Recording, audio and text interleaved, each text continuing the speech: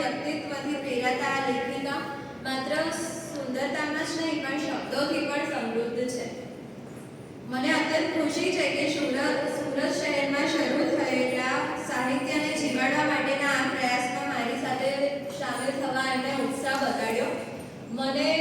હું એકલે હાથે જ્યારે આ કાર્યક્રમનું આયોજન કરી રહી હતી ત્યારે એ મારા માટે એક ફરિશ્તો થઈને આવ્યા છે અને જસ્ટ 2 દિવસ પહેલાં એમણે મને ટેક્સ્ટ કર્યો કે તમને મારા તરફથી પૂરતી જે મદદ જોઈએ એ કરવા હું તૈયાર છું.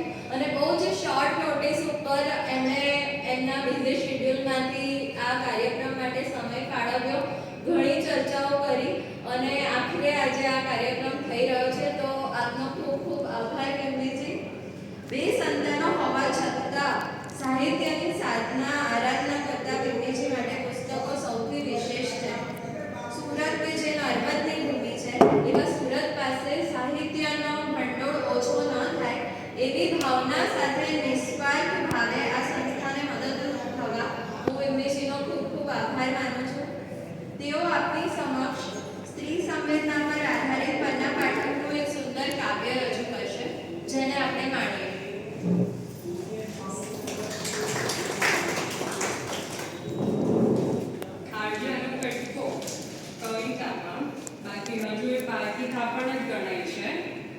જન્મથી તાલીમ એને સર્વ પરોપકાર માટે અપાય છે, છતાંય સંતોષ માનો મહિલા દિન તો મનાવાય છે. સૌ પ્રથમ તો અહીંયા બેઠેલા તમામ સરસ્વતી સ્વરૂપ શિક્ષિકાઓને મહિલા દિવસની ખૂબ ખૂબ શુભેચ્છાઓ. આપણે મહિલાઓ માટે એમ કહીએ છીએ કે સ્ત્રીઓ વાતો બહુ કરે પણ એ વાતો નહીં કરે કે જેમણે કરવી જોઈએ. અને બાય લક તમે બધા એ પ્રોફેશનથી છો કે જ્યાં બોલવાનું છે, એટલે તમારું તો બોલવાનું તમારી અંદર આત્મસાત થયેલું છે. અને હું એમ માનું છું કે ઘરે 1-2 છોકરાઓને સાચવતી સ્ત્રી કરતાં ક્લાસરૂમમાં 40-50 બચ્ચાઓને સાચવતી શિક્ષિકા સવાઈ માતા હોય છે.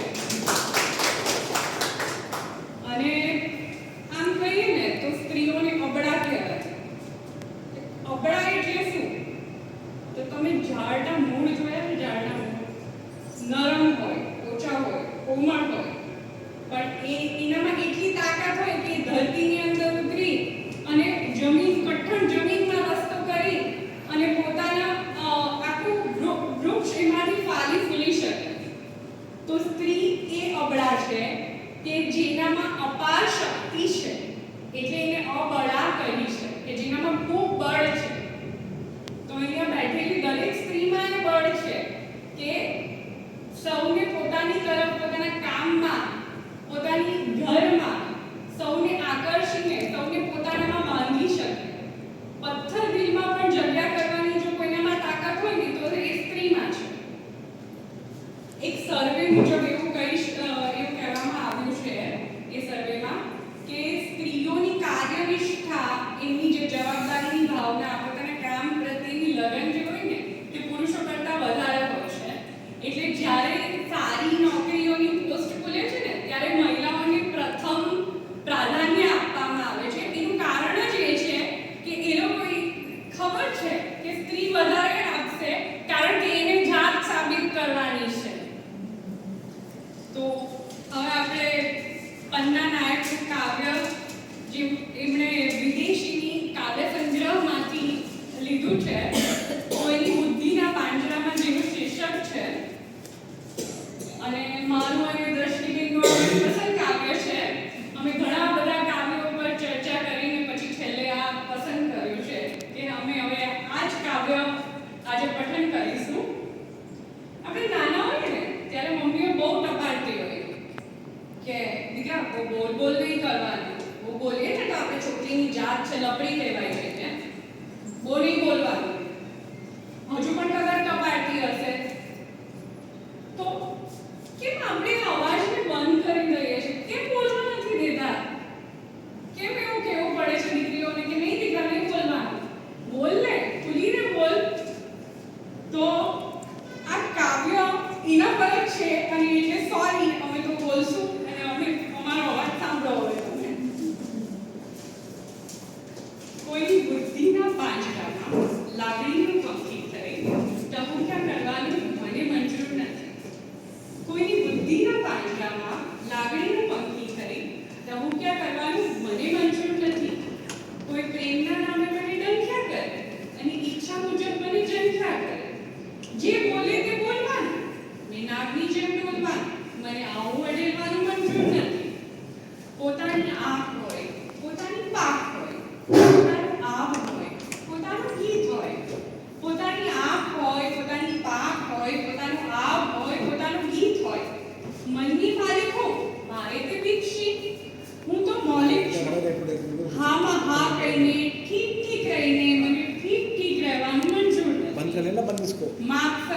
બોલવાનું, માપસર ચાલવાનું, માપસર પહેરવાનું, માપસર બોલવાનું, માપસર ઓઢવાનું, માપસર હળવાનું, માપસર ભળવાનું, આવું હળવા ભળવાનું, માપસર ઓગળવાનું, મને આવું પીગળવાનું મંજૂર નથી.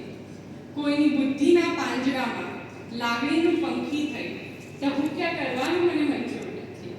કોઈની બુદ્ધિના પાંજરામાં લાગણીનું પંખી થઈ ટહુક્યા કરવાનું મને મંજૂર નથી.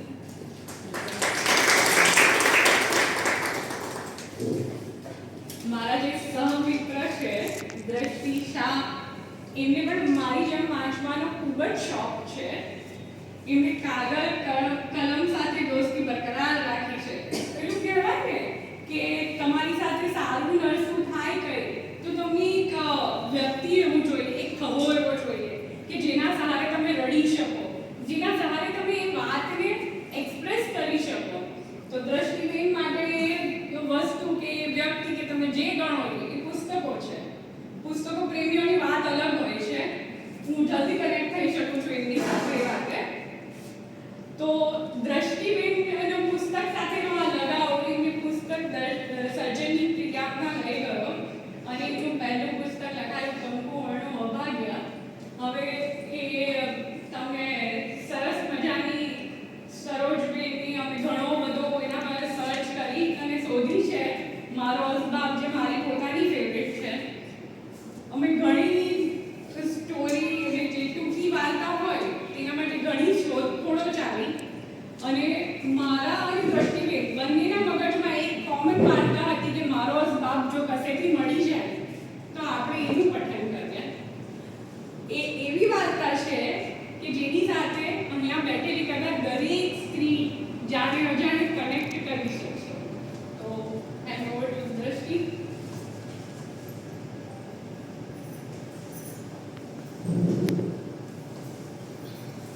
સ્ત્રી શરીર જેટલું જટિલ છે, સ્ત્રી સંવેદનાઓ એનાથી પણ વધુ જટિલ છે. સ્ત્રીને ક્યારેય કોઈ નથી સમજી શકતું. પણ મને એવું લાગે કે સ્ત્રીને સમજવાની જરૂર શી છે? મારી સમજણ અનુસાર સ્ત્રીનો ભાવ વિશ્વ એક રંગીન ઘોડા જેવું છે, જે એની સાથે થતા વર્તન અનુસાર રંગો બદલે છે. ક્યાંક સાવ શુદ્ધ સફેદ જેવી નિર્મળ, ક્યાંક ગુલાબ જેવી ગુલાબી, ક્યાંક આગ જેટલી જ્વલંત, તો ક્યાંક લીલોતરીની ઠંડક સમી લીલી. કેટલા આવરણો એના! એક પંખુડી ભેગી થાય ને ત્યારે એક સુંદર પુષ્પ બને. પણ જો આ પંખુડીઓને વિખેરી દઈએ તો પુષ્પનું અસ્તિત્વ રહે. એવી જ રીતે સ્ત્રી સંવેદનાના આવરણો એને સહજ અને સુંદર બનાવે છે. એક ક્ષણે પોતાના બાળકને વળતી સખત બસ્તીમાં બીજી જ ક્ષણે રસોડામાં એનું ભાવતું ભોજન બનાવે છે, ત્યારે એનું ભાવ વિશ્વ રંગ બને છે. એક ક્ષણે પતિ સાથે ભયંકર ઝઘડો કરતી સ્ત્રી ઘરમાં અતિથિ પ્રવેશે ત્યારે એના ભાવ એકદમ સહજ થાય છે, ત્યારે એનું ભાવ વિશ્વ રંગ બદલે છે. સતત સમજતી સ્ત્રીને જ્યારે સમજવાની ફરજ પાડવામાં આવે ત્યારે એને એવું થાય કે બધું જ કરી ચૂક્યા પછી પણ મારું સ્વમાન નથી જળવાતું. ત્યારે આ સ્વમાનના અભાવમાં એનો ભાવ વિશ્વ રંગ બદલે છે. મમત્વથી ભરપૂર એનું વ્યક્તિત્વ અવિરત વહેતી નદી જેવું છે. અવિરત પ્રવાસ એની પ્રકૃતિ છે. પર્વતથી નીકળી દરિયામાં ભળે છે, પણ ના તો પર્વત ઉપર એની માલિકી છે, જે દરિયામાં ભળે છે ના દરિયો એનો છે. પણ જ્યાં વહે છે એ બધી જ જમીનને એ ફળદ્રુપ બનાવે છે. સ્ત્રીના પણ દરેક સંબંધો એનાથી જ ખીલે છે. કોઈ સંબંધમાં જો સ્ત્રીની ગેરહાજરી હોય તો એ સંબંધ જેવો નથી લાગતો, એ તહેવાર જેવો નથી લાગતો. આખા ઘરને સંભાળતી સ્ત્રી જ્યારે એવું કહે કે બધું જ મારે કરવાનું, મારા વગર એક વસ્તુ થાય નહીં આ ઘરમાં, ત્યારે એમાં ફરિયાદ ઓછી અને પોતાના આ સામ્રાજ્ય પર એક ચક્રી શાસન જમાવવાનો અહોભાવ વધારે હોય છે. જો આ બધું જ સંભાળતી સ્ત્રી પાસેથી જવાબદારી લઈ લેવામાં આવે, એમને મુક્ત કરી દેવામાં આવે તો એ મુક્તિ પણ એને આનંદ નહીં આપે. કારણ કે સ્ત્રીઓ જવાબદારી વેઠતી નથી, સ્ત્રીઓ જવાબદારી જીવે છે. આ જવાબદારીઓ સ્ત્રીઓ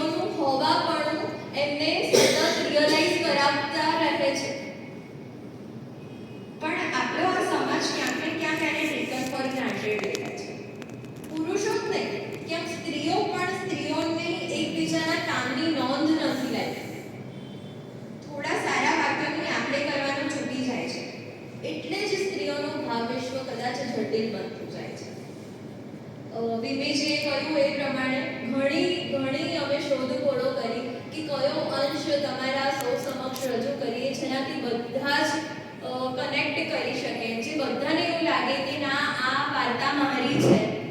તો અમને છે ને 10મા ધોરણમાં એક પાઠ શીખવવામાં આવતો હતો, મારો અસબાબ કરીને. સરોજ પાઠકની આ એક સુંદર કૃતિ છે કે જેની અંદર સ્ત્રી સંવેદનાને બહુ જ સહજ રીતે અને સારી રીતે વણી લેવામાં આવી છે. આ વાર્તામાં દાંપત્ય જીવનની મધુરક દર્શાવવામાં આવી છે. થોડા સમય માટે પિયર જતી પત્ની અનેક પ્રકારની સૂચનાઓ પતિને આપીને જાય છે. આ માનવ સ્વભાવ છે અને એમાં એનો અધિકાર ભાવ પણ પ્રગટ થાય છે. પત્ની માને છે કે પોતાની ગેરહાજરીમાં પતિને અપાર તકલીફ પડશે, કંટાળી જશે, એણે ઘર અસ્ત વ્યસ્ત કરી નાખ્યું હશે. પણ જ્યારે પાછી ફરે છે ત્યારે જે દ્રશ્ય જોવે છે એ દ્રશ્યને જોઈને વિચલિત થઈ જાય છે. આ વાર્તા આપણે એનો એક નાનો અંશ, આખી તો નહીં કહી શકાય સમયની મર્યાદાને લઈને, પણ હું એનો એક નાનો અંશ તમારી સમક્ષ રજૂ કરું છું. હવે નાયિકા જે છે એ રોકકડ કરીને પિયર તો પહોંચી ગઈ છે, પણ પિયર ગયા પછી એની શું મનોવ્યથા છે એ હવેના ભાગમાં તમે સૌ જાણશો. પિયરમાં પહોંચી ગઈ, લગ્ન પણ માણી લીધા, પણ વિદાય વેળાનું એ દ્રશ્ય ક્યારેય આંખ સામેથી ખસ્યું નહીં. જેમ તેમ કરી 15 દિવસ વિતાવ્યા. દુરાગ્રહથી પ્રાપ્ત કરેલી વસ્તુની મજા એ હાથમાં આવે ને પછી એટલી નથી લાગતી. તેમ હું પણ ફરી પાછી મારે ઘેર મારે હાથે ખોવાઈ ગયેલા મારા એ ઘરમાં પહોંચી જવા અધીરી થઈ રહી હતી. રિસાયેલા નિકુંજે આ 15 દિવસ દરમિયાન એક ચબરખી લખી નહોતી. છેવટે મેં જ પિયરમાં સૌ કોઈને સદ્ધર બહાનું બતાવી મારે ઘરે પાછા કરવાનો નિર્ણય જાહેર કરી દીધો. ઘરના અને નિકુંજના શા હાલ થયા હશે તે અને એની ચિંતા મોટા સ્વરૂપે મારી નજર આગળ તરબરવા લાગ્યા. અરે એને તો સવારમાં એલાર્મ વાગી જાય એનું ધ્યાન નથી રહેતું. એ કેમ કરી વખતસર પરવારી રોજ ઓફિસ જતો હશે? રોજ 2 શાક વગર ખાવાનું કેમ ભાવતું હશે એને? રાત્રે સૂતી વખતે કોફી પીધા વગર તો એને ઊંઘ જ નથી આવતી. રસોડાના પાછલા બારણાને કડી લગાડવાનું એની યાદ જ ના રહે છે. કોઈ પેસેજરને આખું ઘર ઉઠાવી દેશે ને તોય ખ્યાલ નહીં આવે. અરે ગેલેરીની પાડ પર બેસી છાપું વાંચવાની કેવી કુટેવ છે. વળી પાછળ અડેલવાનો થાંભલોય કેટલો લીસો છે અને ઉડી ગયેલું પાનું બાજુના છાપરા પરથી ખેંચી લેવાથી કેટલો વાંકો વળે છે. નળ આવતો ન હોય તો એને ખુલ્લો જ મૂકી દે એવો છે અને સમયસર પાણી ભરી લેવાનું તેને યાદ જ શાનું રહે? નળના વખતને લીધે તો સાંજના શોમાં સિનેમા ન જોવા માટે અમારે જીગાજોડી થતી.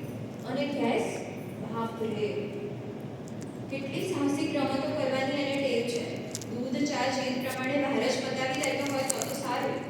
અરે ભગવાન, કેવા હાલ થઈ ગયા હશે એના. જતામાં તો ઓળખાશે નહીં એવા દીદાર કરી નાખ્યા હશે એણે પોતાની જાતના ને સાથે ઘરના.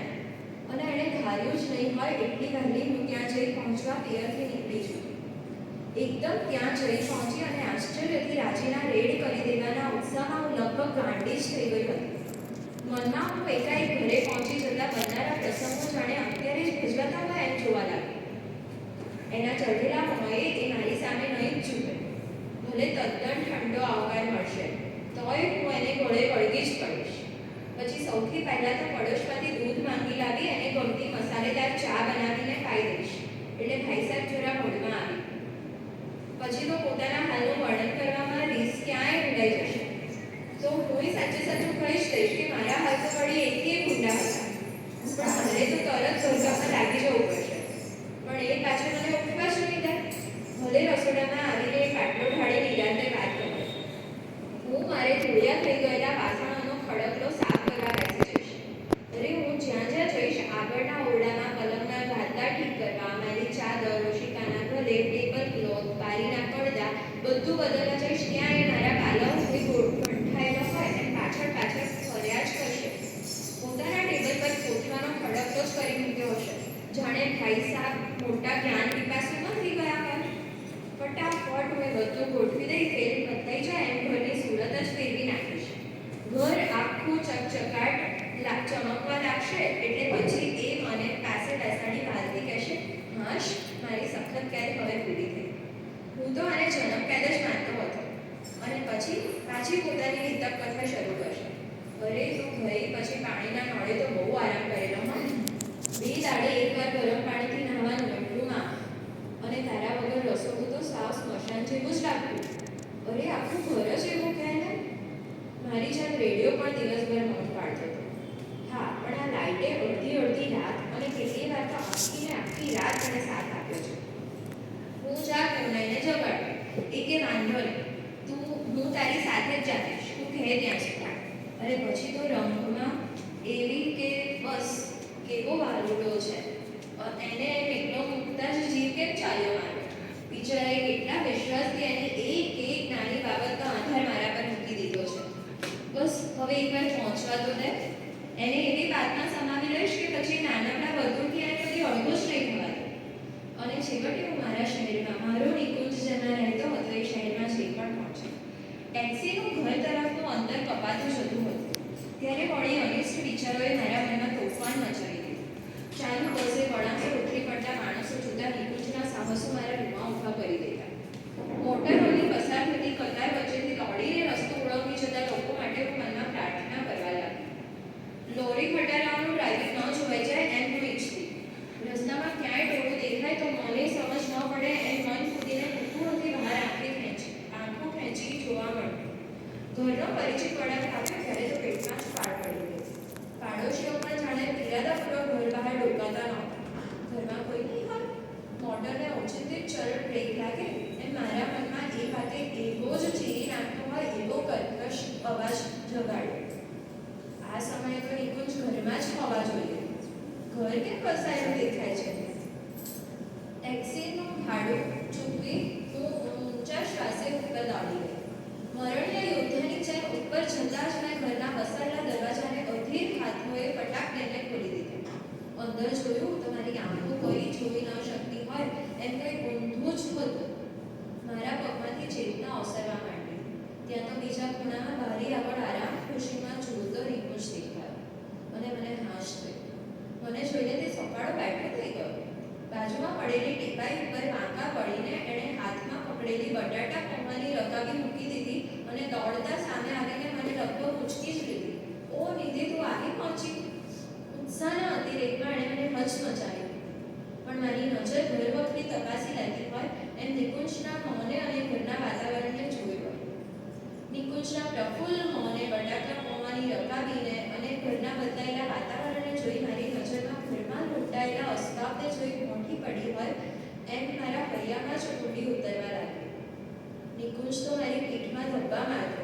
ગૌરવથી મને જાણે કોઈ આલિશાન નવા આવાસમાં ખંડેખંડ ફેરવી પડતો હોય એમ આવતા જ પોતાની સાહેબી બતાવતો બોલવા માંડ્યો. જો આ કબાટ કેટલું સરસ લાગે છે ને. આ પલંગ પાસે જ રેડિયો. અહીંથી સૂતા સૂતા સ્વિચ ઓન ઓફ કરી શકાય. આ નાઇટ લેમ્પને બેડ સ્વિચ લગાડી દીધી. આ તરફ અહીં તો જો, આ ટેબલ ખુરશીને આ ખૂણામાં ફેરવી દીધા. બોલ, આ ખૂણાની શાન જ ફેરવી દીધી ને. અને હજી તારું રસોડું બતાવ. જો આ અંદર આ પાણીયાના પાસે જ આમ ગેસ ગોઠવીએ તો પાણી લેવાની કેટલી સગવડ થઈ જાય અને આ વાસણ મૂકવાની જગ્યા પણ વધારે મળે. અને આ પાંજરામાં તો દૂધ પણ છે હો, ખાસું છે. અને નાસ્તો જેવો તેવો નહીં. કોઈ વાર બટાકાની કાતરી, કોઈ વાર તળેલા પાપડ, અને અત્યારે તો આને વધુ ઘટું મળશે હો. આ લે બટાકા પૌવા, મોખોલ ચખાડું. શું સ્વાદિષ્ટ છે. અરે વાહ, પણ છે શું આ બધું? મેં પડેલા અવાજે પૂછ્યું. કહું છું, હમણાં જ કહું છું. પહેલાં આ તારા કપડાનું કબાટ કરાવ્યો જોઈ લે. તારી એકેય સાડીની ગળી ઝૂંઠાઈ નથી. અને મારા આ મસલ્સ તો જો, 15 દિવસમાં બનાવીને તબિયત. હવે તો ખુશ છે ને? અને કપડાં પણ જો મારા છે કે ડાબથી કરચલી. પલંગની ચાદર પણ જોઈ લેજે. ત્યારે બદલવાની કે ફરિયાદ કરવાની રહેશે જ નહીં. તને જરાય દુઃખ ન થાય એવું જ વર્તવાનો મેં નિશ્ચય કર્યો હતો. અને એવી આશા ખરી કે તું આવે એટલે મને પદ્મશ્રીનો ખિતાબ જ એનાયત કરે. બસ ઇનામની રાહ જોઉં છું હું તો હવે. હવે મને લાગ્યું કે મારામાં બોલવાની શક્તિ જ નથી રહી. મને કંઈક બોલવું જોઈએ. છતાં પ્રવાહ બરફ થઈ થીજી જતો હતો. નિકુંજનું એ તરફ ધ્યાન ગયું અને તે એકદમ અટકીને બોલી છે કે બહુ થાકી ગઈ છે? બેસને અહીં આરામ ખુરશી પર બેસ.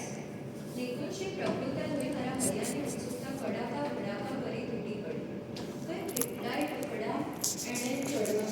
કેટલાય ટુકડા ઠેલી ચડવા માંડ્યા. ક્યાં છે મારે હાથે સજાવેલું ઘર? ક્યાં છે મારું નિકુંજ?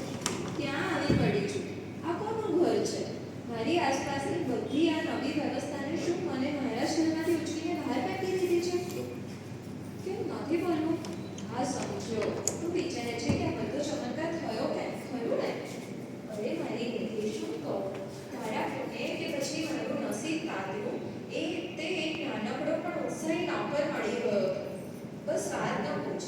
એણે તો પતિવ્રતા પત્ની જેવી તારી સેવા કરવા માંડી છે. મોંમાંથી બોલ પડે કે એ પહેલાં તો આપ્યું બધું હાથમાં. 4 જ દિવસમાં બધું જ કામ ઉપાડી લીધું. નવી વ્યવસ્થાનો પાછો ભારે શોખીન.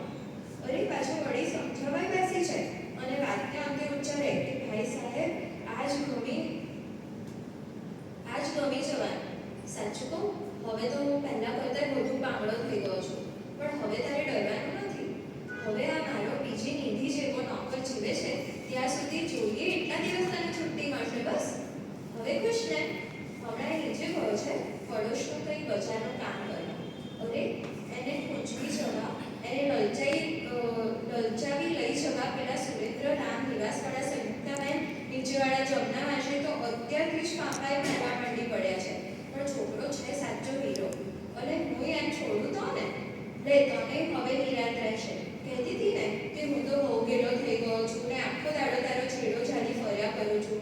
હમણાં પેલો આવશે ત્યારે તારે હાથે જ એને બિચારાને કોઈ ઇનામ આપજે.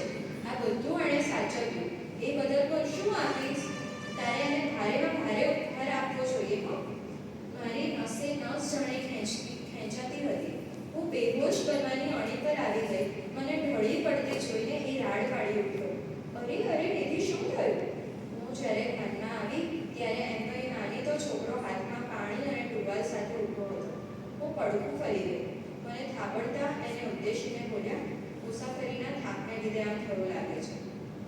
અરે હમણાં જ તને ભાવે છે એવી ફર્સ્ટ ક્લાસ કોફી બનાવીને એને પાઈ દઉં છું. બહેનજી હમણાં જ સાજા થઈ ગયા સમજો. ઝડપી ચાલતા એના પગલા રસોડા તરફ વળી ગયા. દીદી સાંભળે છે કે તારી ગેરહાજરીમાં હું ખરેખર ખૂબ આનંદમાં હતો. તારા સંગ મને કંઈ જ તકલીફ નહોતી પડી. તું હજી એવી જ રહી. મારી ફિકર કરી અશક્ત બની ગઈ છે. જો આ નોકરની મહેરબાની. મેં એના મોંએ હાથ દઈ દીધો અને એમની સામે જોઈ ગયો. નોકરને મારા તરફથી ઇનામ પહોંચાડશું? ના, તું એકવાર ઉઠે પછી તારા હાથે જ. નહીં, અત્યારે જ તમે જ આપી દો. સારું, શું આપવાનું છે કે?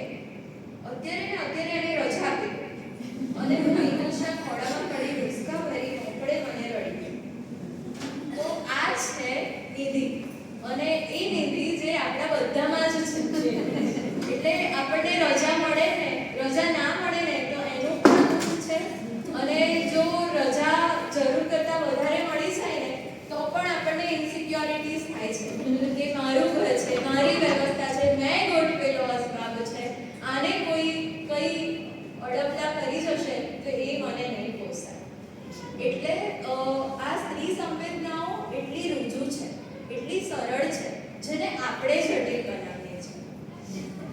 તો આ હતી મારો અસબાબ મારો રાગમાંથી સરોજ પાઠકની એક સુંદર કૃતિ. આવા પુસ્તકો તમે વાંચતા રહો. સ્ત્રી સંવેદનાઓ આપણામાં જીવતી રહે. આવી પ્રેરણા આપણને મળતી રહે. હસતા રહીએ, રડતા રહીએ, એકબીજાને સમજતા રહીએ તો આ સાહિત્ય આપણને ઘણું બધું આપે છે. અને સાહિત્યનો આ લાભ આપણે હવે નથી લેતા, જે ખૂબ દુઃખની વસ્તુ છે. આપણી સાથે આજે ધ્રુવી કડીવાલા જે સ્પિરિચ્યુઅલ સાયકોલોજિસ્ટ છે, આપણે એમની સાથે થોડા સંવાદો કરીએ. તો ધ્રુવીબેન, તમારું શું માનવું છે સ્ત્રી સંવેદનાઓ વિશે? આ જે વાર્તા તમે સાંભળી, શું આજની તારીખમાં પણ સ્ત્રીઓ એવી અસલામતી, ઇન્સિક્યોરિટીઝ અનુભવે છે? તમારી પાસે એવા કેસીસ આવતા હોય છે?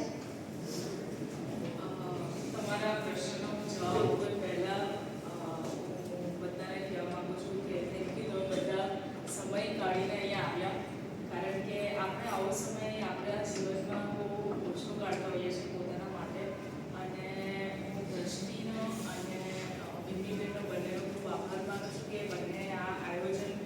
સંભાળ્યું અને પછી કર્યું. અને જો તમે લોકો નહીં આવતે તો પછી આ જે પણ આયોજન છે એનો કોઈ અર્થ નહીં રહે. તો સૌપ્રથમ તમને બધાનો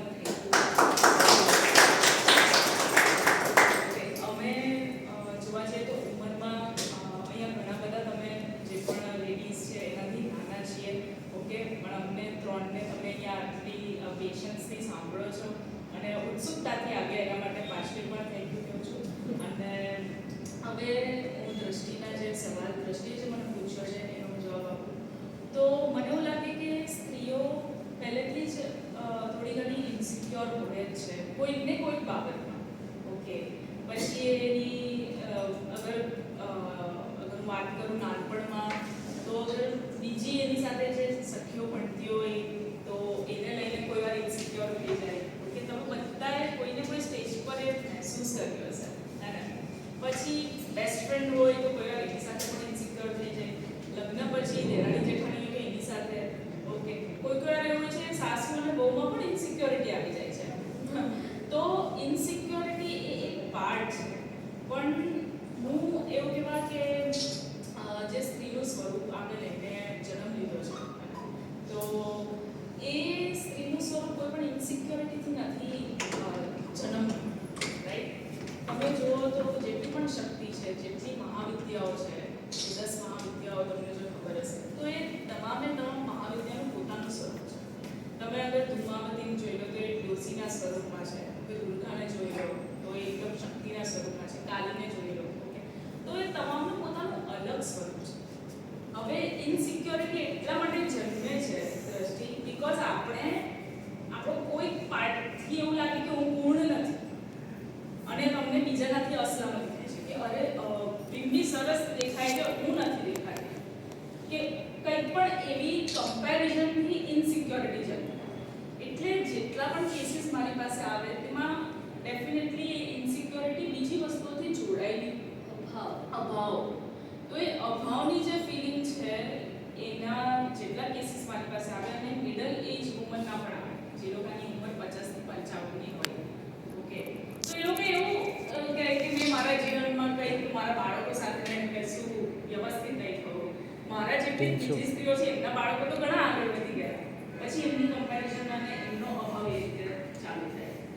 તો જનરલી મિડલ એજની સ્ત્રીઓ જે અહીંયા બેઠી છે હમણાં જ મારી પાસે એવા 2-3 કેસ આવ્યા તો એમને કહીશ કે આપણું જીવનમાં એક ફોર એક્ઝામ્પલ તમે વિચારો કે એક સર્કલ છે જે હવે અહીંયાથી જન્મ થયો છે ને અહીંયા આપણું મૃત્યુ થવાનું છે. હવે એ સર્કલ જે છે તેમાંથી તમારા અમુક વર્ષો નીકળી ગયા, 50 વર્ષો નીકળી ગયા છે કે 40 વર્ષો નીકળી ગયા છે. હવે બાકી કેટલા રહ્યા? 80ની ઉંમર ગણી તો બીજા 40 કે 30 વર્ષો તમારી પાસે બાકી છે. હવે આમાંથી મેજોરિટી જે સર્કલ છે તે તમે તમારા ફેમિલી અને આજુબાજુના લોકો માટે જ જીવ્યા છો. હવે બાકી કેટલા રહ્યા? 30 વર્ષ. તો પોતાના માટે તમે કેટલો સમય આપ્યો? પોતાના માટે આવા કેટલા સેમિનાર તમે અટેન્ડ કર્યા કે ચલો સેમિનારની ચલો કેટલા લોકો મળીને આખું ડિસ્કશન કરે બહુ જ ઓછું. તો જ્યારે એક આંટી આવ્યા હતા જસ્ટ 2 દિવસ પહેલા અને એમને મને કીધું કે મારા છોકરાઓના લગ્ન નથી થતા, હું બહુ જ પરેશાન છું અને એમનું 12 કિલો વજન ઉતરી ગયું ને આંટી એટલા બધા પતલા થઈ ગયા. બિફોર આફ્ટરના મેં ફોટોઝ જોયા તો મેં કીધું કે આટલી બધી ચિંતા કરી કે 12 કિલો વજન ઉતરી ગયું, કમરમાં દર્દ આવી ગયું અને એટલો બધો એમને પ્રોબ્લેમ થઈ ગયો. એ કીધું હા મને બહુ ચિંતા રહે છે બસ દિવસ રાત કે હવે 32-33 વર્ષની ઉંમર થઈ ગઈ, લગ્ન નથી થતા.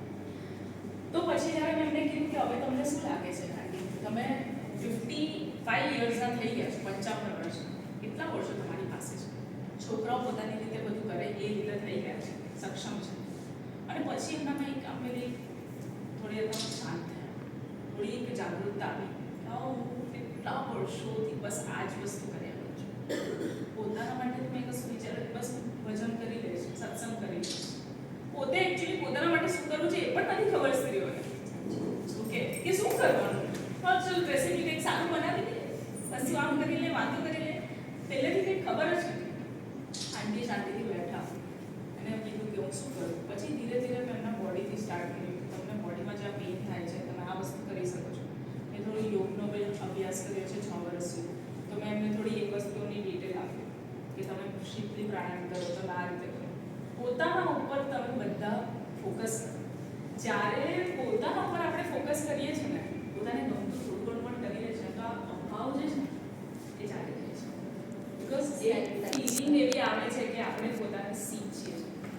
અસલામતી એ બસ એટલું જ કહેતી હતી.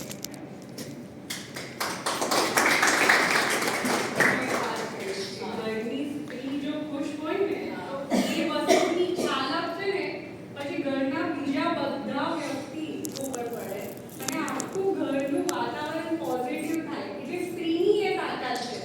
તમે જાતે ખુશ હો તો તમે તમારા બાળકોને, પતિને, સાસુ સસરાને, જે તમારું બીજું ફેમિલી છે તે તમારાથી ખુશ રહે, એના માટે પણ એ જરૂરી છે કે તમે પોતે ખુશ રહો.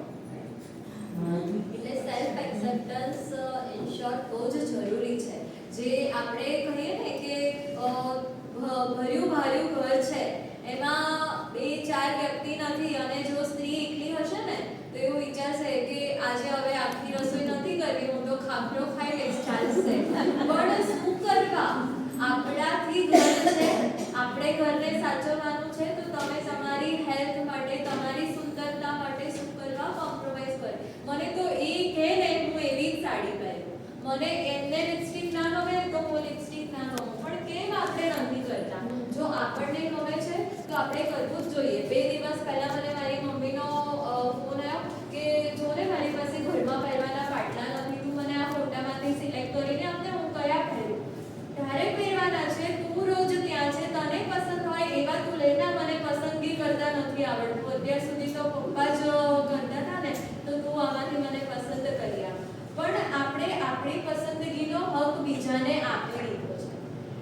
ક્યાંક એટલે આપણે દુઃખી થઈએ છીએ જાણે અજાણે કે જ્યારે આપણું ગમતું નથી થતું. તો આજે મહિલા દિવસે મારું એવું માનવું છે કે અહીં બેઠેલી બધી મહિલાઓ એક સંકલ્પ કરે કે દિવસમાં 2 કલાક એટલીસ્ટ તમે પોતાની ગમતી પ્રવૃત્તિઓ કરો, પોતાને ગમતું કંઈક કરો. જો એનાથી ઘણો ફરક પડે છે. તમારી એન્ઝાઇટી બહુ જ ઓછી થશે, તમારો તણાવ ઓછો થશે, તમે ખુશ રહેશો અને એનો ફેરફાર તમારા ઘરના, તમારા આજુબાજુના વાતાવરણના, તમારા સભ્યો, તમારા ઘરના સભ્યોમાં એ લોકો પણ અનુભવશે અને તમે પણ અનુભવશો.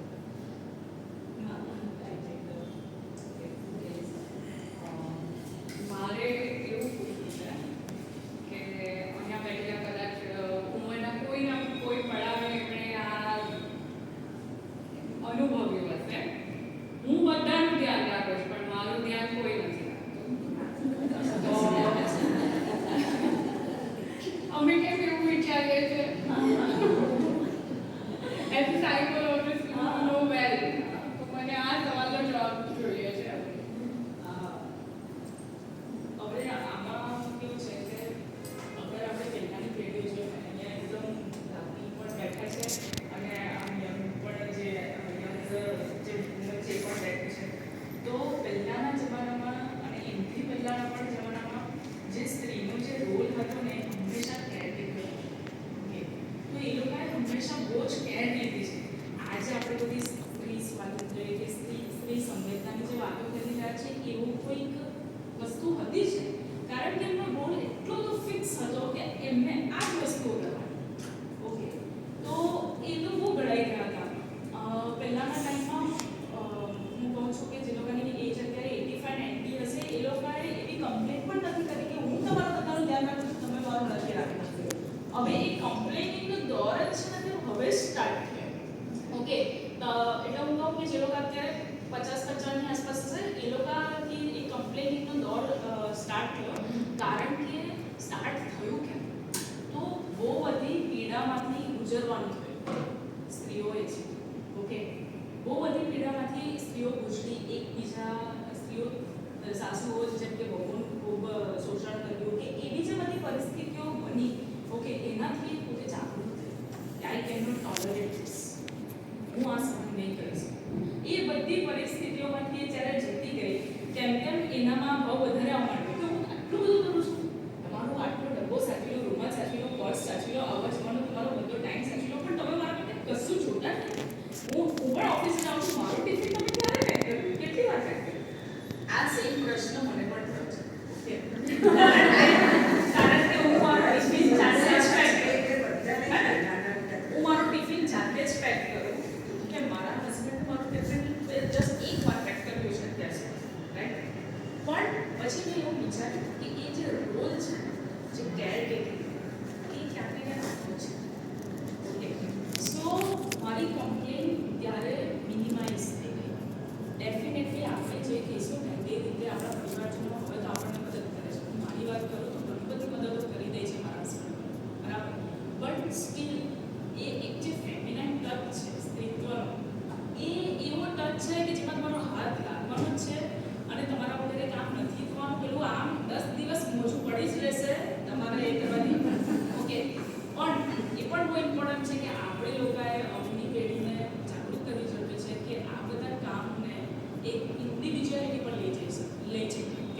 પ્રોવાઈડ નહીં કે જસ્ટ રોલ પર Actually, મને એવું લાગે છે કે જેન્ડર નહીં એક્સેપ્ટ ઇન્ડિવિજ્યુઅલી પોતાના કામ સારી રીતે કરવા જ જોઈએ. Actually, એ વસ્તુ તો એના માટે divide થઈ છે, division થયું છે. હા કે આ વર્ક જેન્ટ્સનું અને આ વર્ક આ work લેડીઝનું. હા. એ જ્યાં સુધી રહેશે ત્યાં સુધી આનું સોલ્યુશન નથી. નહીં નેક્સ્ટ જે પેઢી છે, હવે આપણા છોકરાઓ છે, આપણા બોયઝ છે, આ મારો છોકરો બી હજી કે મમ્મી આ કામ તમારું છે. એક્ઝેક્ટ એ જ્યાં સુધી મેન્ટાલિટી ચેન્જ નહીં થાય ત્યાં સુધી કોઈ ચેન્જ થવાનું નથી. અને બીજી એક વસ્તુ એ કે આ ફરિયાદ છે ને ત્યારે ઉદ્ભવે છે કે જ્યારે સ્ત્રીઓ દ્વારા થતા કામની તમને સરાહના નથી મળતી. એટલે જો એ કામ નોંધનીય છે, જો એ 10 દિવસ સુધી મોજું નહીં ઉપાડે તો એ ત્યાં જ રહેશે, પણ જો એ ઉપાડી લીધું છે તો તમે એની નોંધ લો કે થેન્ક યુ મમ્મી કે તમે આ કરી દીધું, થેન્ક યુ મમ્મી કે તમે મારી મારી ગેરહાજરીમાં આ સંભાળી લીધું, કે થેન્ક યુ તે મને મોડું થતું હતું તે છતાં ટિફિન ભરી દીધું. તો ક્યાંક મને એવું થાય છે કે આપણે અપ્રિશિએટ નથી કરતા. એક્ઝેક્ટ એપ્રિશિએશન માટે હું એ કહીશ કે એપ્રિશિએશન આપણે પહેલા હંમેશા સામેથી માંગીએ. આપણે પોતે જે કરીએ છીએ એના માટે આપણે પોતે કેટલે એપ્રિશિએટ કરીએ છીએ. આપણે કમ્પ્લેન કરીએ છીએ, મેં રસોઈ બનાવી દીધી, મેં તમને જમાડી દીધા, મેં વાસણ કરી લીધા, મેં ઘર સંભાળી લીધું, પણ આપણે એક કમ્પ્લેનના ફોર્મમાં લઈએ છીએ. આપણે એપ્રિશિએશનના ફોર્મમાં નથી કરતા કે મેં આ વસ્તુ અચીવ કરી છે, મેં આ કામ કર્યું છે. આપણે જ્યારે એપ્રિશિએશનના ફોર્મમાં લેશું તો જ સામેના મેમ્બરને એપ્રિશિએશનના ફોર્મમાં લેશે. તમારામાંથી કોઈને ધ્રુવીમાનને સવાલ પૂછવો હોય તો પૂછી શકે છે.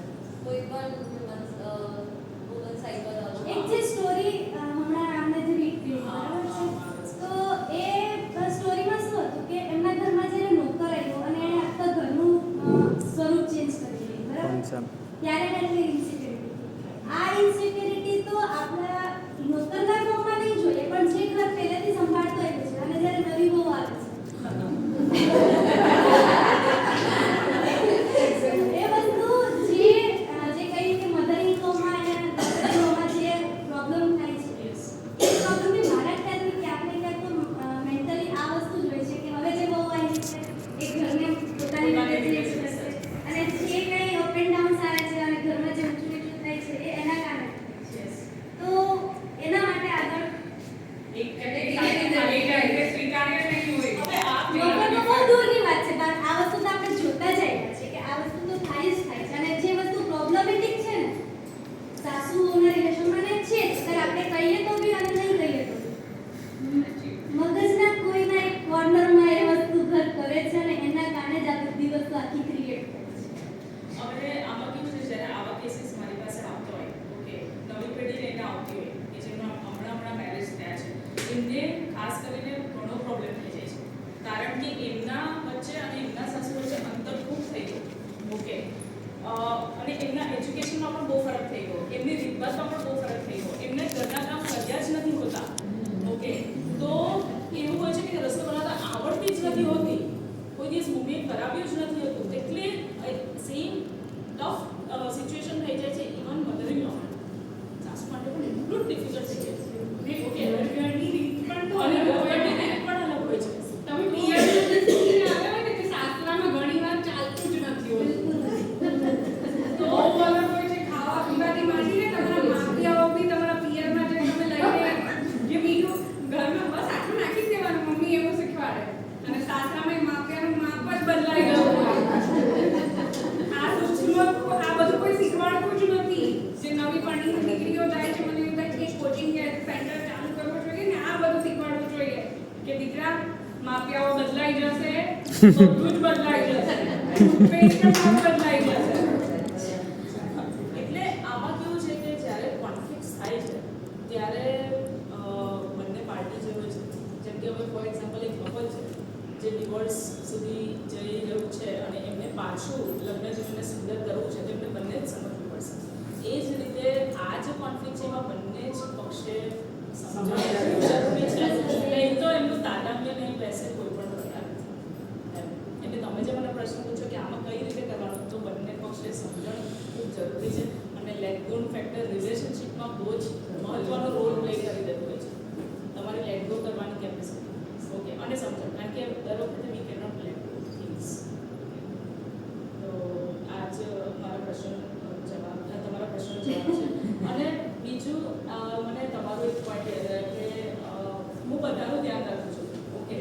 મારું ધ્યાન કોઈ નથી રાખતું. તો આમાં એવું કહીશ કે આપણે સ્ટાર્ટ કરીએ પોતાનું ધ્યાન પોતે રાખવું. પોતાનું બોડી અગર ખરાબ થઈ રહ્યું છે, પોતે વ્યવસ્થિત ખાતા નથી, કે પોતે આ બધા કહે છે કે ખાવાનું ખાઈ લે, એ કરી લે છે, એવું આપણે ઓલ ટાઈમ નહીં કરતા હોય. બિકોઝ છોકરીઓને ખાવાનો પણ શોખ તો એ જ છે, નોટિસ કર્યું છે લેડીઝે. બટ સ્ટીલ પોતાનું બીજી બધી રીતે ધ્યાન રાખીએ. પોતાના બોડીને ભાઈ તમે મસાજ કરો, તમે પોતાના માટે એક સ્પેશિયલ ટાઈમ કરીને વોક પર જાઓ. જો તમે જ્યારે પોતાનું ધ્યાન રાખશો ત્યારે તમને એવું લાગશે કે ઓકે તમારી આ નીડ છે ને કે ભાઈ મારું ધ્યાન, તમે જ્યારે પોતાનું ચાલુ કરશો ને ઓટોમેટિકલી આ વસ્તુ તમારા તમે ફરક જોશો. કોઈને કોઈ પ્રશ્ન છે? પ્રશ્ન પણ છે અને જવાબ પણ છે. શું જવાબ સાચો છે? આ બધું બોલી શકશો. હસબન્ડ વાઈફ પર જઈશ. હા મારી દીકરી માસ્ટર કરે છે, હા એના મેમ છે. એટલે એના મેમને એવું લાગ્યું નહીં લગભગ કે એમના મિસ્ટર એની પાસે અફેર છે અને હવે એમની સાથે રહેવા નથી માંગતા. તો એમણે સવાલ કર્યો અને સામેથી જવાબ એ મળ્યો કે તમારી સાથે સારી રીતે રહે છે? તો કે હા. તમારા બાળકની ફી ભરે છે? તો કે હા. તમારા બધા પ્રસંગો સાચવે છે? તો કે હા. તો જવાબ એવો મળ્યો કે તમારા હસબન્ડ બેસ્ટ છે અને તમારે એની સાથે જ રહેવાનું છે. તો આ સાચું છે?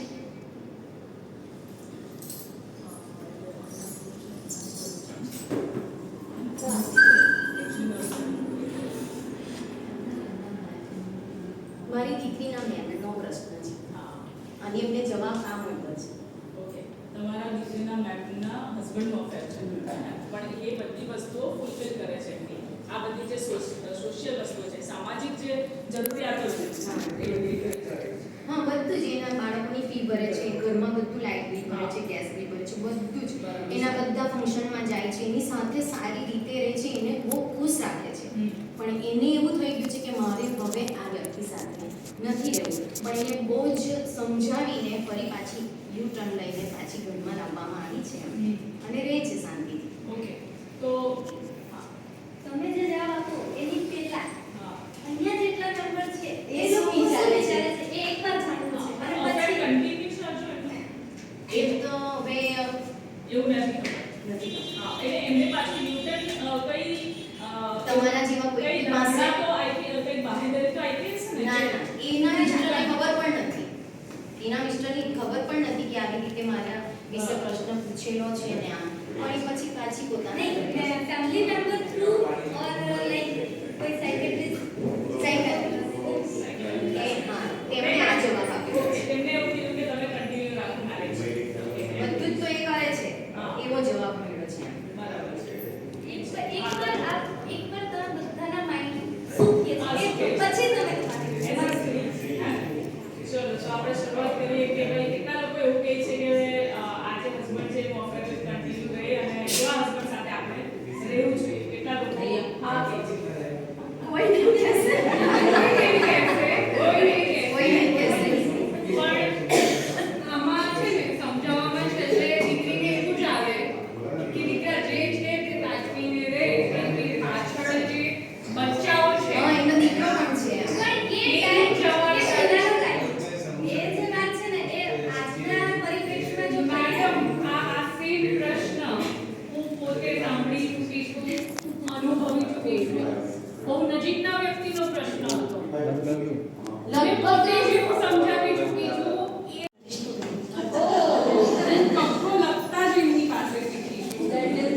એટલે મારી જે ગુજરાતી ભાષા આજે અને હું જે લખી શકી ને તેમાં સૌથી મોટો પાડો કે જે મારો જે ઈંટ જે પહેલી મુકાય છે ને તે એમના દ્વારા મુકાય છે. હું એમની બહુ ઋણી છું.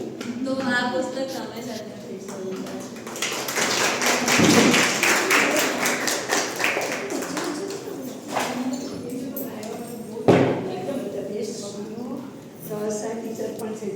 મેં જોયા મેં પ્રહલાદ ટીચરની તો એક્સપેક્ટ પણ નહોતા કર્યા.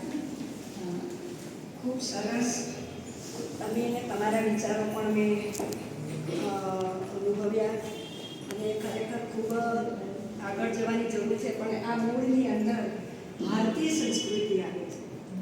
કારણ કે આપણે આગળ જોયું તો આપણી સંસ્કૃતિના જે તમે અત્યારે આગળની જે આપણી વાતો કરી, રામ છે, સીતા, જે કરી એ બધા કોણ હતા? આપણી સંસ્કૃતિથી એ લોકોએ એની સંસ્કૃતિ જેમ જીવન શૈલી આપણા ઋષિઓથી બની છે એ પ્રમાણે જીવતા હતા. સમય છે, પણ સમય બદલાયો તે સાથે આપણે પણ એની સાથે એડજસ્ટમેન્ટ થઈને ચાલી શકીએ છીએ. હું તો કોઈ પરિસ્થિતિને કઠિન માનતી નથી, હું પોતે પણ પસાર થઈ છું, પણ આપણી સંસ્કૃતિના વિચારો મેં મારા જીવનમાં ઉતાર્યા એનાથી. અને તમે માનો તો બે જ વસ્તુ આપણી પાસે, સાધન સંપદ બધું જ હશે, આપણી પાસે જો વિચાર નહીં હશે, ચિંતન નહીં હશે, સાધન સંપત્તિ હશે ને વિચાર નહીં હશે, તો આજે એક ગુજરાતી શબ્દ ખરાબમાં ખરાબ ભ્રષ્ટાચારના માની જીવન એક દેવતાનું સ્વરૂપ છે. ભગવાનની પાસે બેસીએ છીએ, ભગવાનની પૂજા કરીએ છીએ, બધું કરીએ છીએ, તો ભગવાન પાસે બેસવાનું કારણ શું છે? સદગુણો લેવામાં છે, એ ગુણ આપણી અંદર આવે તો બસ સદગુણોનો વિકાસ. આપણી જ ભારતીય સંસ્કૃતિનો બીજમાં ગાયત્રી મંત્ર છે. ગાયત્રી મંત્ર શું છે? તમારી અંદરના સદગુણોનો વિકાસ કરે છે. એક વખત સદગુણોનો વિકાસ થયો ને તો દેવત્વ જાગવા માટે આપણે જે યજ્ઞ કરીએ છીએ ને, યજ્ઞ એટલે હોમર ક્રિએટિવની વાત નથી, જીવનની અંદર એવા એવા કામો કરજો એ યજ્ઞ છે. તમારું જીવન, તમારો સંસાર, જે તમારી પાસે જવાબદારીઓ છે એની નિષ્ઠા પ્રામાણિકતાથી તમે એ જવાબદારીને નિભાવતા જશો ને તો એ પણ યજ્ઞ છે. બાળકોને જન્મ આપો છો તો બાળકોની જવાબદારી, એને સારા સંસ્કાર આપો, એ પણ આપણી સંસ્કૃતિ છે, એ પણ આપણો યજ્ઞ છે. તો આ વસ્તુને ખરેખર આપણી સંસ્કૃતિ તરફ વાળવાનો સમય આ જ છે. આ સમયમાં જેટલું તમે વળશો તો ખરેખર પરિવર્તન સામે છે. આપણે બદલાવાનું, કોઈ આપણે બદલવાનું નથી. આપણે બદલાશું, અવશ્ય બધા બદલાશે. બધાને બદલવા જઈશું એ કાર્ય થવાની આપણે બદલાઈ જવું જરૂર. અરે તમે પણ તો ભણાવો છો. Manage the manageable, and manageable is only you. You can't manage others. Teacher નથી, પણ મારી બહુ ટીચર છે, એની સાથે હું આવેલી છું.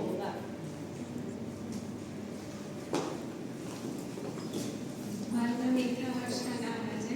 મારા મમ્મી હું કીધું સાસુ કહેતી નથી, કારણ કે સાસુ માયમાં જ નથી. પરણીને આવી ને ત્યારથી માથી પણ વધારે. એટલે પહેલું કંઈ બી થાય ને તો અમને કહેવાનું, પહેલા ઘરે ફોન પછી થાય, કારણ કે જો એમની સાથે મારી સાથે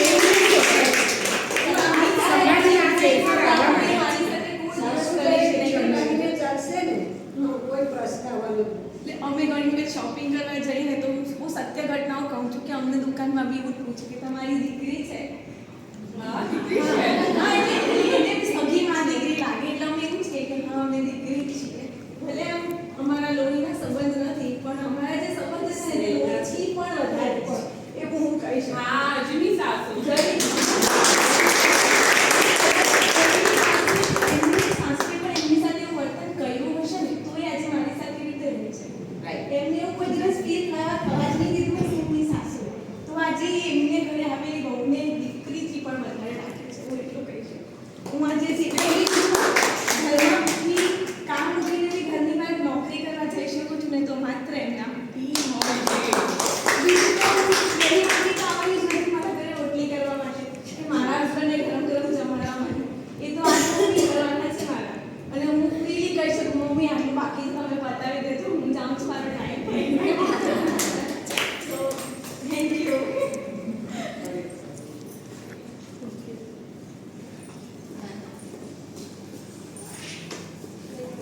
વર્ષાબેન મહેતા, એક્સપેરિમેન્ટલ રિટાયર્ડ ટીચર, અને 2013માં રિટાયર્ડ દિવસ.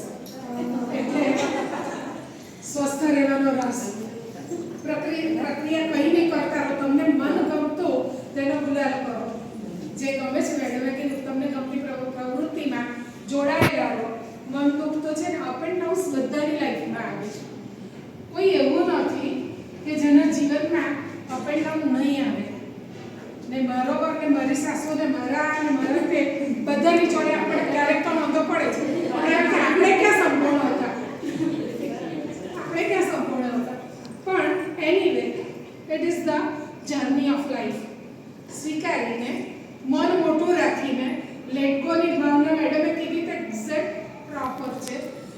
ઈશ્વરની ભાવના મોટી કરો.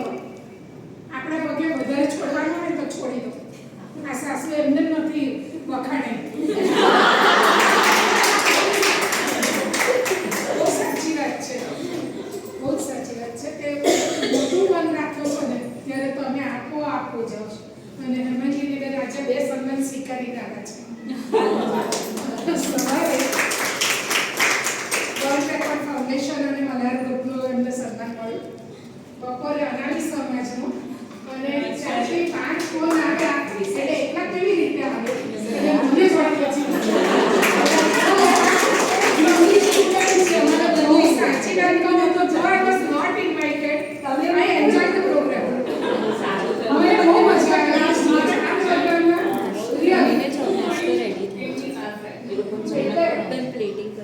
Nice students, nice time. મજા આવી ગઈ તમારા બધાની સાથે. પાછા અમે બંને ક્લાસમેટ સાથે ભણ્યા, સાથે જોબ એક જ કેમ્પસમાં. આજે સાથે મળીને આજ મિત્રતાની દ્રષ્ટિએ અમે કીધું કે હું તારી પાસે મોકલીશ. મને તો તારી પાસે મોકલીશ. આપશે ને મને? જરા પણ મૂકી દે. હા, વેરી ગુડ. હવે જા બાજુ. ચાલ, મારો દીકરો છે. હા, તું પણ વાંચજે હા ને? અમે આટલા જ પ્રેમથી ભણ્યા છે. ટીચર આવી રીતના પ્રેમથી એ કરે છે તો મને મારો ટાઈમ યાદ આવે છે કે હોમવર્ક નહીં કર્યો હોય અને કહે છે ટીચર અને પરમ દિવસે દીદી મને તારી પાસેથી આવી અપેક્ષા ન હતી. બસ ખાલી આટલા જ શબ્દ અને આપણને ખબર પડી જાય કે આ ટીચરે અસર આવી છે. ના શી નોઝ કોને કયું કહેવાનું છે, કોનું કયું બટન દબાવવાનું છે કે પ્રહલાદ ટીચરને બહુ સારી રીતે અમુક એવી ઢોલ ટપાટ પણ પડતી અને એમને ખબર હતી કે આને આવું કરશે તો બીજી વાર હોમવર્ક કરીને જ આવશે આ છોકરી. રાઈટ. આપણે બેવ સાથે જઈએ. મેં કીધું હું નથી આવતી પણ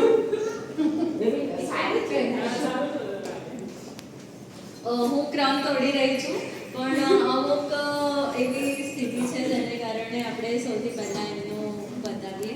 મેમ તમારું નામ? હું મનીષા બી બેસુરિયા, આંગણવાડી કાર્યકર છું. મેં જ્યોત્સના ટીચરનો ફોન આવ્યો એટલે અમે અહીંયા આંગણવાડીમાં આવતા બાળકોને રાખવા છે ને કદાચ સ્કૂલના શિક્ષકો જે વિદ્યાર્થીઓને ભણાવે છે ને એના કરતાં વધારે અઘરું કામ છે અને ખૂબ સરાહનીય છે. તમે થેન્ક યુ મેમ કે આવા કાર્યક્રમમાં રસ લઈ અને તમે આવ્યા. Thank you so much. પટેલીના હું આંગણવાડીમાં છું. જ્યોત્સના ટીચર મારા ટીચર છે. આજે ટીચર્સ રહેવાની એવું લાગે. ગુરુ શિષ્ય પરંપરા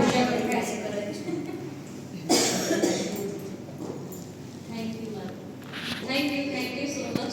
અને કોઈ જવાની ઉતાવળ કરશો નહીં. નાસ્તાની વ્યવસ્થા રાખેલી છે. નાસ્તો કરીને જાઓ.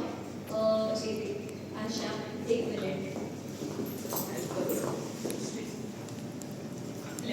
હું અંજના જોશી ભારતીય નવી ગુજરાતી સાથે એમની સ્કૂલમાં જોબ કરું છું. હું પણ ગુજરાતીની સ્ટુડન્ટ થઈ છું એટલે મને આજે આ ગુજરાતીનું સાહિત્ય માટે જે પ્રોગ્રામ થયો એ જોઈને મને ખૂબ ખુશી થઈ અને સાથે સાથે વુમન્સ ડેનું પણ જે સંગમ થયો ગુજરાતી સાહિત્ય અને વુમન્સ ડે બહુ કઈ ચાલુ થઈ કઈ સ્કૂલમાં એક આપણે ફોટો પણ લાવ્યો છે તો પ્લીઝ કરતા નહીં. અત્યારે બધા સાથે પર્સનલી ફોટો લાવ્યો મારા માટે શક્ય નથી થયો પણ હું ભારતીય સુરતમાં આવીને ત્યારથી મમ્મી સાથે મમ્મીને લેવા મૂકવા જતી હતી સ્કૂલે ત્યારથી જોઉં છું હજુ એવા ને એવા જ છે. એના ફેસ ઉપર આ સ્માઇલ છે ને કદાચ મેં ક્યારેય મતલબ કેટલી પણ ટેન્શનમાં હશે કેટલું બી સ્કૂલનું પ્રેશર હશે પણ એમના ફેસ ઉપર આ સ્માઇલ હંમેશા હું જોઉં છું. એમના ફેસ ઉપર એમના જીવનનો સંઘર્ષ દેખાતો નથી. એ હંમેશા કોઈક સ્વિચ ઓન સ્વિચ ઓફ જેવી કંઈક હશે જે હા એટલે કદાચ આ કુદરત આ દરેક ઈશ્વરને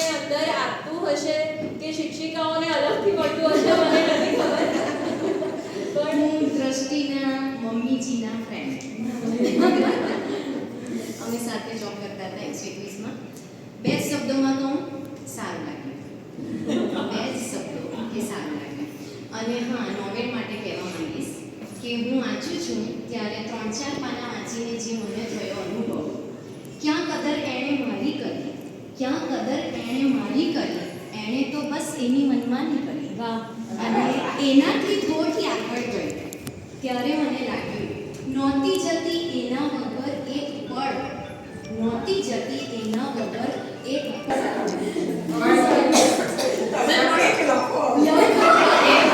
અમારા ભારતી ટીચરના જીવનની અંદર એટલા સંઘર્ષ છે કે એની પાછળની કોઈ રૂપરેખા એમના મોં ઉપર દેખાતી નથી. નહીંતર હદ વગરના સંઘર્ષ એટલે જોઈન્ટ ફેમિલી છે. પક્ષની ગણજો, પિયર પક્ષની ગણજો, એટલી જ જવાબદારી એ લેડી નિભાવી રહી છે. પણ એના મોઢા ઉપર એ હાસ્ય આવતું નથી. ખાલી હાસ્ય આવે છે. અમે તમારા પાસેથી પ્રેરણા લઈ શકીએ અને થેન્ક યુ સો મચ મારી નોવેલને આટલો સારો પ્રતિસાદ આપવા માટે. આશા કરું છું લખીને આપતા. Thank you. મારી નોવેલ હજુ ગયા મહિને 16 તારીખે જ મેં એનું લોન્ચ કર્યું છે, કંકુ અણુ અભાગ્ય. તમને નવભારત સાહિત્ય મંદિર ઉપરથી ક્રોસ રોડ સુરતમાં પણ તમને મળી શકશે. તમે વાંચો, મને સારા વાચકો મળે, એમનો પ્રેમ મળે એટલી જ આશા.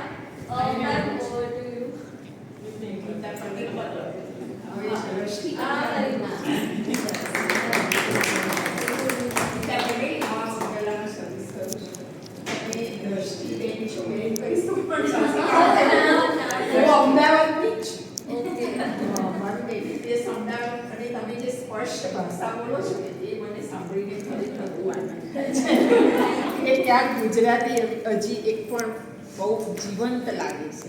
બહુ સમય પછી સાંભળ્યા અને તમે અમને અહીંયા આમંત્રણ આપ્યું એ બદલ ખૂબ ખૂબ આભાર.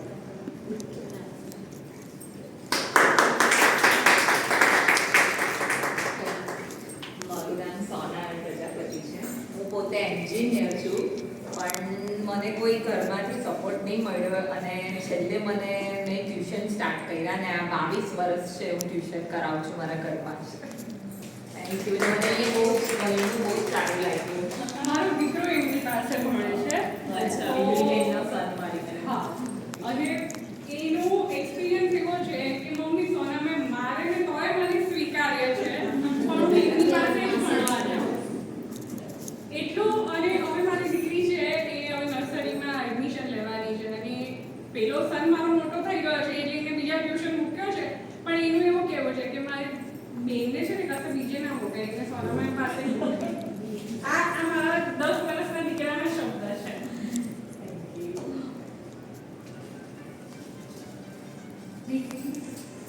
હું બી ટ્યુશન જ કરું છું અને મારો એક્સપિરિયન્સ અબાઉટ 20 યર્સ છે. કમ્પ્યુટર ફિલ્ડમાં બી હતી, કમ્પ્યુટર ટીચરથી હતી ત્યારે બી મારું જીવન બી થોડું ઘણું સંઘર્ષ. ફેમિલી સિચ્યુએશનના હિસાબે જોઈએ તો મમ્મી પપ્પાના હેલ્થના હિસાબે સેકન્ડ યર કોલેજમાં હતી ત્યારથી જ મેં ટ્યુશન્સ લેવાના ચાલુ કરેલા. સ્ટાર્ટિંગમાં મેં કમ્પ્યુટર ટ્યુશન્સ, પછી સ્કૂલ ટ્યુશન્સ અને અહીંયા થોડુંક માહોલ. એકચ્યુઅલી હું ગુજરાતી નથી, મહેશ્વરી મારવાણી છું. તો એક રિજિડ ફેમિલીમાં એટલું ફ્રી ફેમિલી નહીં મળે. ધીરે ધીરે મેં મારો રસ્તો કર્યો. અત્યારે હું જે કરું છું એના માટે મને સેટિસ્ફેક્શન છે કે હું કંઈ કરું છું, ટ્યુશન જ કરું છું અને જ્યારે ધીરે વચ્ચે કંઈ બી તો કરી લઉં. અને આજના બહુ થેન્ક યુ. રિફ્રેશ થઈ ગયા. બધાના વિચારો જાણવા મળ્યા. ક્યાંક થોડું ઘટતું હતું એ મળ્યું, જે હતું એ આવ્યું. પણ ખરેખર overall thank you so much. Tuition teacher હોવું એટલે કંઈ ઉતરતા હોવું એવું નથી. Actually તમે બહુ મોટી ભૂમિકા નિભાવો છો. ટ્યુશન ટીચર એ છે કે જેમના સહારે અમે નિશ્ચિત થઈએ છીએ કે અમે અમારા બાળકો એમની પાસે મોકલી અને અમે નિશ્ચિત થઈ જઈએ છીએ કે હવે અમારે કશું જોવું નહીં પડે. એટલે અમારો જે વધારાનો ભાર છે એ આ ટીચર ઉઠાવવા છે. Thank you so much. અને એનો મતલબ એ પણ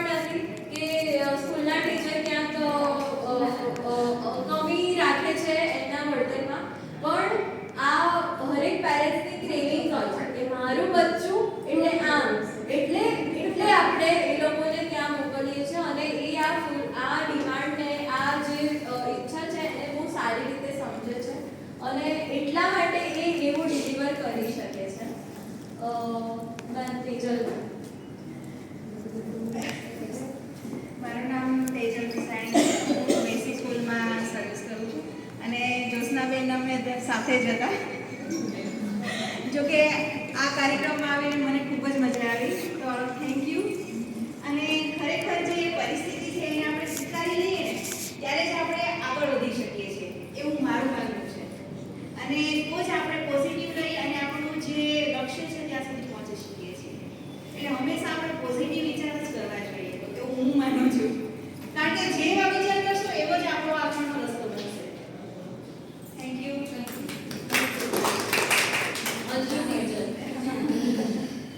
આજના આંતરરાષ્ટ્રીય મહિલા દિવસે આજે આપણે અહીંયા ભેગા થયા છે અને દ્રષ્ટિના સાહસી એટલે મારા જોશુલાલ અમારો સંબંધ છે કે અમે એની સાથે નોકરી કરી છે. અત્યારે હવે અમારી વચ્ચે નથી, એ રિટાયર થઈ ગયા, પણ અમે મેસી સ્કૂલમાં જ છીએ. પણ આજે બી એમનો ફોન આવે તો બોલ ડાર્લિંગ શું કરે ડાર્લિંગ શું કરે છે. ત્યારે મેં ફોન રિસીવ કર્યો હોય કે નહીં કર્યો હોય, પણ સંબંધો અમારા એ તો મારા માં જેવા છે. પણ હું નાની છું, પણ અમારા સંબંધો જાણે ફ્રેન્ડ હોય ને કેમ એમનો ફોન આવ્યો ડાર્લિંગથી જ અમારી વાત થાય. આજે એમની બહુ છે દ્રષ્ટિ, પણ ખરેખર એ બંનેનો પ્રેમ બી અમે કઈ જ્યોત્સનાબેનની વહુલો છે ને, ખરેખર એમનો માં એમને તો દીકરી નથી પણ બહુ એમની દીકરી જેવી જ છે. અને આજના કાર્યક્રમે જે એ સાસુ તરીકે સપોર્ટ કરે છે ને એ જોઈ મને એમ થાય કે ખરેખર દ્રષ્ટિ માટે જ્યોત્સનાબેન જે કરે છે ને એ એની મમ્મીથી બી વધારે છે, કે એમના માટે તો એ છોકરી છે. અમારે માટે જ્યોત્સનાબેન એટલે અમારી બેસી સ્કૂલમાં એમ કહીએ ને કે ભલે રિટાયર થઈ ગયા પણ અમે જ્યારે નવા આવ્યા ને 2017માં ત્યારે અમારી સાથેના જે કેમ 25-30 વર્ષના જે અમારી સાથે ટીચર છે એવું જ એમનું વર્તન હતું. અને અમે એમને જોઈને શીખ્યા કે જોશુબેન તો મને તો એ બી નહીં ખબર કે હમણાં એ રિટાયર કરવાના છે, પણ એ રિટાયર થઈ ગયા છતાં બી આજે એમને જોઈને એમ જ લાગે જાણે આપણા 30-35 વર્ષના અમારી સાથેના જ કેમ ટીચર એવી જ ફિલિંગ એમને જોઈને આવે. એટલે મને તો મજા આવે એ કશે બી એમનો ફોન આવે આ હાજર જ છું એટલે મને તો એમને જોઈને થાય કે ના મજા છે, યંગ જ છે, ભલે આજે રિટાયર છે પણ એ તો મારા માટે યંગ જ છે. ચાલો થેન્ક યુ.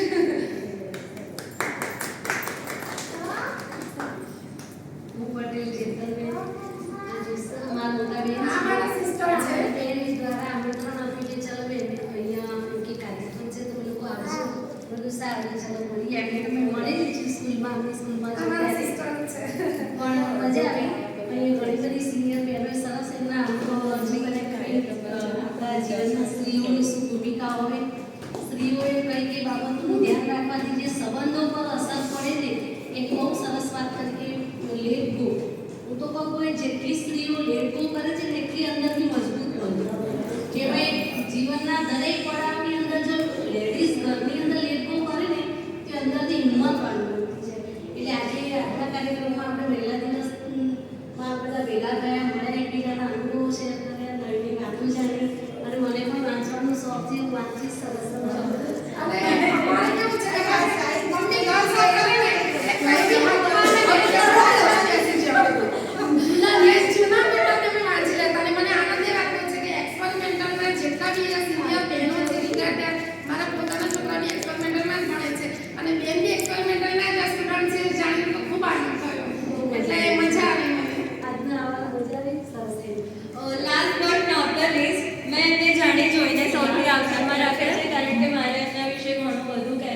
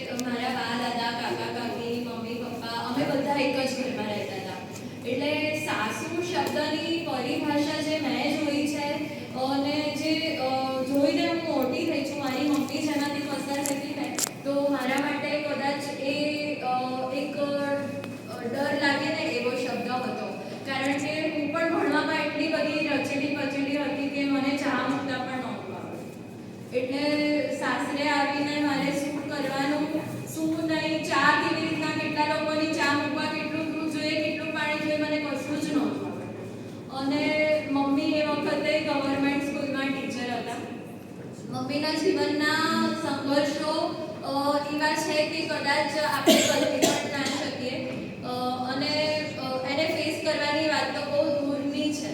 એટલે હું હંમેશા મારી ગુડ બુક્સમાં એવું લખું છું કે એ મમ્મી છે કે જેમણે મને મકાનમાંથી ઘર બનાવતા શીખવાડ્યું, કે લાગણીઓ કેવી રીતે ભરાય કોઈ નિર્જીવ વસ્તુમાં પણ, એ હું કદાચ મમ્મી પાસેથી શીખી છું.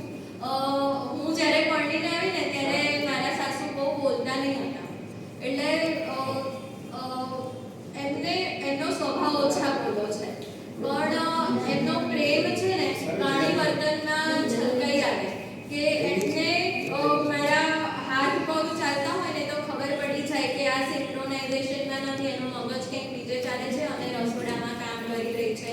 તો એ બહુ જ સહજતાથી મારા હાથમાંથી કામ સરકાવી લે કે તારે જે કરવું હોય કર, હું કરી લઉં છું. એટલે મારા મનનો તાગ એ પામી લે છે, પણ એ શબ્દોમાં નથી બતાવી શકતા.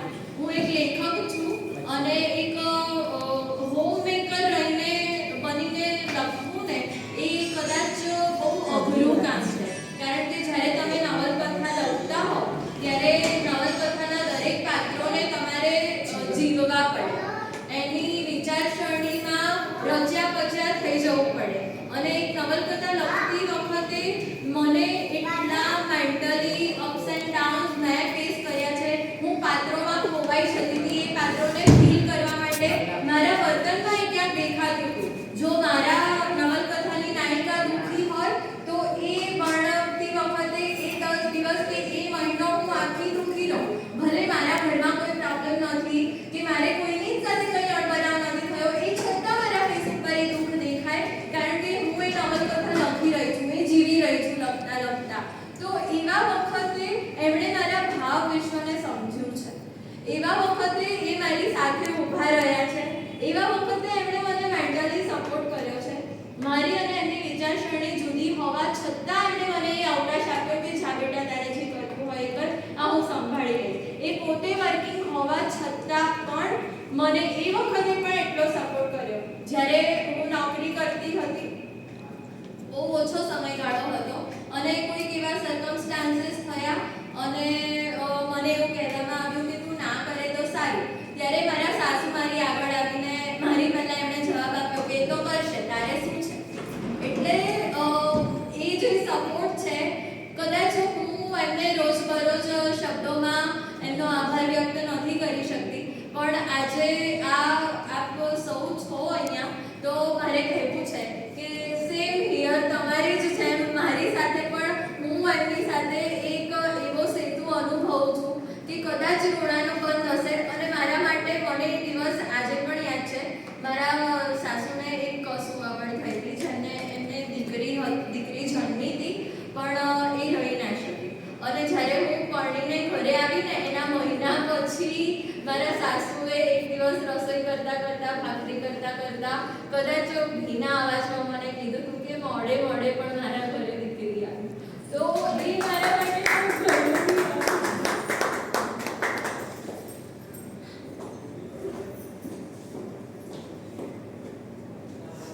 થેન્ક યુ મમ્મી, બધા જ સપોર્ટ.